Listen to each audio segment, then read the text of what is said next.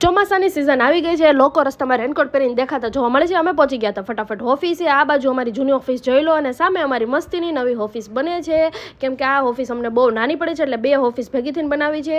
અને પછી અમે બપોરે લંચ કરી લીધો. આ લોકો સ્નેપર્સ, લોકો એની સ્નેપ લેતા હતા, ક્રિએટિવિટી દેખાતા હતા. આ બાજુ અમે આવી ગયા હતા ડીમાર્ટમાં. જાડી તો ચોકલેટના ડબ્બા ભરી લીધા છે, કેટલી ચોકલેટ ધરાતી જ નથી. અને આ બાજુ મેં પણ મારા મસ્ત ડિપાર્ટમેન્ટમાંથી કુરકુરે લઈ લીધા હતા. આ બાજુ બિલ કરાવ્યું. આપણે ફટાફટ નાસ્તો લઈને ઓફિસે પહોંચી ગયા અને ટ્રોલી બેગ ભરીને નાસ્તો બધો લીધો, ઓફિસે મૂક્યો અને ત્યાંથી હું ઓફિસેથી ઘરે જવા માટે નીકળી. ઘરે આવીને જોયું તો ફઈ આવ્યા હતા, એટલે બનાવવાની હતી ગ્રીલ સેન્ડવિચ.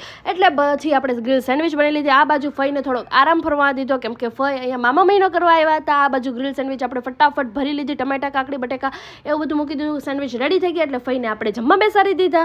આપણે બધાને જમાડી દીધું. ફઈને એ લોકોએ જમી લીધું અને પછી વારો આવી ગયો મારો જમવાનો, એટલે મેં પણ જમી લીધું. થાકી બહુ ગઈ હતી. આ અમારા ઘરમાં સૌથી લાંબો માણસ છે.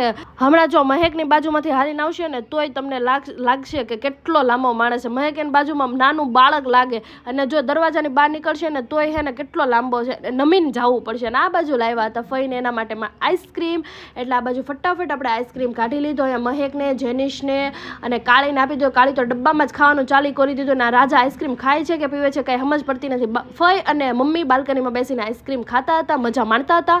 મારે નથી ખાવાનો, કેમ કે મને ગળામાં દુખે છે. બસ પછી ફઈને એ લોકો ઘરે જવા માટે નીકળતા હતા. અને આજ માટે આટલું. નેક્સ્ટ વિડીયો માટે લાઈક, શેર, સબસ્ક્રાઈબ. બાય. જય શ્રી કૃષ્ણ.